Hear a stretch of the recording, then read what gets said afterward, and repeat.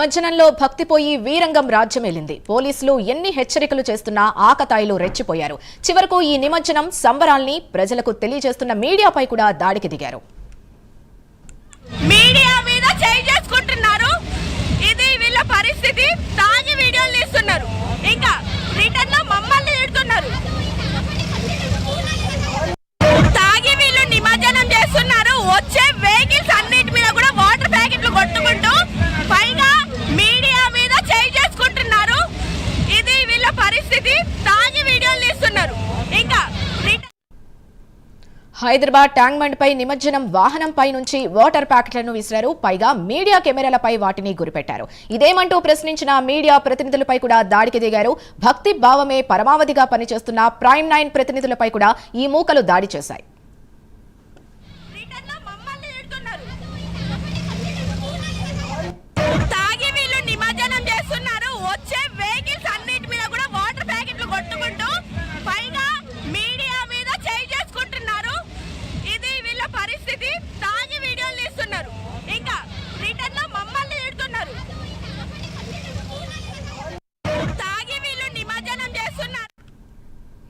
వాహనంపై నుంచి వాటర్ ప్యాకెట్లు విసరడమే కాకుండా దీన్ని వారించినందుకు కొందరు ఆకతాయిలు వాహనం నుంచి దూకి వచ్చి ప్రైమ్ 9 ప్రతినిధులపై దాడికి యత్నించారు, దుర్భాషలాడారు. దీంతో మీడియా ప్రతినిధులంతా ఏకమై వారిని అడ్డుకున్నారు. ఇదే అంశానికి సంబంధించి పూర్తి డీటెయిల్స్ మా ప్రతినిధి లిఖిత అందిస్తారు. లిఖిత, చెప్పండి, అసలు ఏం జరిగింది? దాడికి గల కారణాలేంటి? Right, thank you. ఏదైతే నిమజ్జనం వేడుకలకు సంబంధించి కూడా ఈ యొక్క ఏదైతే ఆ ప్రాంతంలో మేము ఈ యొక్క కవరేజ్ కు వస్తున్న సమయంలోనైతే మా యొక్క వాహనం ఏదైతే ఉందో, ప్రైమ్ 9 వెహికల్ ఏదైతే ఉందో ఆ వెహికల్ పైన వాళ్ళు సడన్ గా వాటర్ ప్యాకెట్స్ అనేటివి విసిరే ప్రయత్నం చేశారు. ఒక వాటర్ ప్యాకెట్ వచ్చి ఈ యొక్క డోర్ కు ఏదైతే ముందు అద్దం ఉంటుందో దానికి తగలడం జరిగింది. వెంటనే మేము ఆ యొక్క వెహికల్ ఆపి ఏంటి మీరు చేసే పని అని కొంచెం గట్టిగానే అడగడం జరిగింది. దాంతో కొంతవరకు సర్ది చెప్పే ప్రయత్నం మేము చేస్తాం, అక్కడ ఉన్న వాళ్ళు కూడా చేశారు. ఆ తర్వాత మేము సైలెంట్ గా వెహికల్ ఎక్కేసి వెళ్ళిపోతున్నాం. ఇంకొకసారి ఇట్లాంటి పనులు చేయకండి అని చెప్తే మిగతా వాళ్ళు, అంటే అక్కడ కొంతమంది మద్యం సేవించి ఉన్నారు, వాళ్ళంతా కూడా కొంచెం మరింత ఎక్స్ట్రా చేస్తూ మా వాహనం పైకి దాడికి దిగడం కావచ్చు, అనుచిత వ్యాఖ్యలు చేయడం కావచ్చు, కొంతవరకు మీరే కావాలని మమ్మల్ని రెచ్చగొడుతున్నారు అన్నట్టుగా మాట్లాడడం కావచ్చు. మీరు విజువల్స్ లో కూడా క్లియర్ గా చూడవచ్చు. అక్కడ ఉన్న మహిళలు ఎవరైతే ఉన్నారో వాళ్ళు కూడా మద్యం సేవించి ఉన్న ఈ యువకులు ఎవరైతే ఉన్నారో వాళ్ళకే సపోర్ట్ చేస్తున్నారు. మీరే కావాలని గొడవ పెట్టుకున్నారు, మేమేం చేయలేదు అన్నట్టుగా మాట్లాడితే నేను కూడా అడగడం, అదే విధంగా మన కెమెరామ్యాన్స్ డ్రైవర్ కూడా అడగడం జరిగింది, ఏంటి మీరు చేసే పని అని చెప్పేసి. ఆ గలాటలోనే ఈ యొక్క గొడవ అనేది వాళ్ళు మా పైకి దాడికి రావడం, ఆ సమయంలో మీడియా మీద కొంతమందికి ఆ రూట్ లోనే వెళ్తుండగా వాళ్ళు కూడా వచ్చి మమ్మల్ని సేవ్ చేసిన పరిస్థితి. అందులో నాకు కూడా కొద్దిగా దెబ్బలు కూడా తగిలిన పరిస్థితి. నేను ఆపే ప్రయత్నంలో వాళ్ళని తోసేయడం, వాళ్ళను కొంతవరకు అదుపు చేసే ప్రయత్నంలో వాళ్ళకు కూడా కొంత దెబ్బలు అనేవి తగిలాయి. అంటే వాళ్ళు పూర్తిగా ఆగకుండా మద్యం సేవించి ఉండడంతో మా పైకి ఏ విధంగా వస్తున్నారనేది మీరు చూడవచ్చు. నిమజ్జనాలు 9 రోజుల పాటు ఆ గణపయ్యను ఎంతో ఘనంగా కూడా నిష్ఠగా పూజిస్తూ ఉంటారు.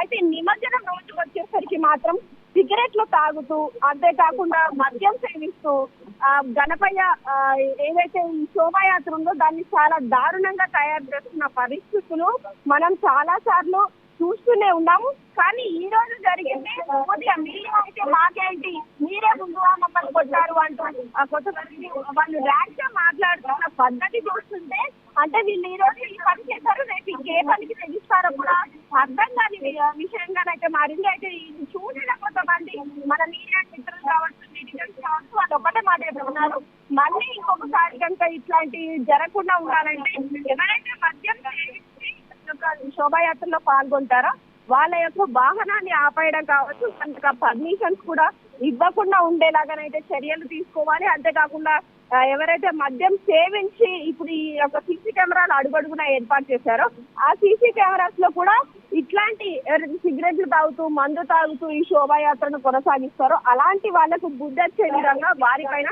కేసులు బుక్ చేయాలంటూ కూడా కోరుకుంటున్న పరిస్థితి. ఇంకొకసారి ఇట్లాంటి ఏర్పాట్లు చేసుకోకుండా, ఇట్లాంటి తప్పులు చేయకుండా ఉంటారని కూడా కోరుకుంటున్న పరిస్థితి కనిపిస్తుంది. ఎందుకంటే మీడియా అంటే స్పోర్ట్స్ అయితే అట్లాంటిది, మనము ప్రజలకు చాలా దగ్గరగా ఉంటాము. అలాంటి మీడియా పైన దాడి చేయడం, అందులో మహిళలు ఉన్నారని కూడా చూడకుండా వాళ్ళు కొట్టడానికి రావడం నిజంగా ఈ రోజు చాలా బాధాకరమైన విషయం. ఈ రేంజ్ లో జనాలు తయారవుతున్నారు ఏంటి, అసలు ఎవరికి ఎలాంటి ఇంపార్టెన్స్ అనేది ఇవ్వకపోవడం బాధాకరంగా ఉంది. రైట్ లిఖిత, అంటే మీడియా పైనే దాడి చేశారంటే ఇక సామాన్య ప్రజల పరిస్థితి ఏంటి? అక్కడ పోలీసులు లేరా? వారేమంటున్నారు?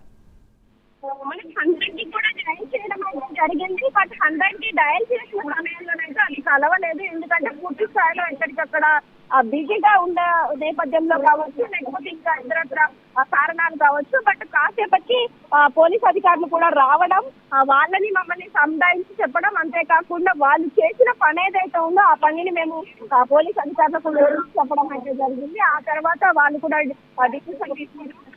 వెహికల్స్ అన్ని కూడా ఆగిపోయినాయి, దయచేసి కొంచెం సర్దుకొని మీరు ముందుకు వెళ్ళండి, తర్వాత మనం మాట్లాడదాం అంటూ కూడా చెప్పిన పరిస్థితి కనిపిస్తుంది. ఇదే విధంగా అన్ని మేము కూడా దానికి సంబంధించి ఆల్రెడీ సైలెంట్ గా ఉండడం కావచ్చు, కొంతవరకు అప్పటి వరకు మాత్రం ఆ యొక్క విషయాన్ని కొంతవరకు సర్దుమణించేలాగా చూసుకొని రావడం అయితే జరిగింది. కానీ ఇలాంటివి ఇప్పుడే కాదు, మరొకసారి కూడా రిపీట్ అయ్యి, అంటే చాలా ప్రాంతాల్లో ఇవి బయటకు రాని పరిస్థితులు ఉన్నాయి. ఎందుకంటే శోభాయాత్ర సమయంలో ఇట్లా చర్యలు చేపట్టడం కావచ్చు, ఇట్లా తాగడం కావచ్చు, మీడియా పైన దాడికి రావడం కావచ్చు, నిజంగా ఇది కరెక్ట్ కాదు. ఎందుకంటే పూర్తి స్థాయిలో ఇక్కడ ఎవరైతే రాలేని వాళ్ళు ఉంటారో, ఎక్కడెక్కడ ఎవరికి ఏ సమస్య వచ్చినా కానీ ముందుండేది మీడియా.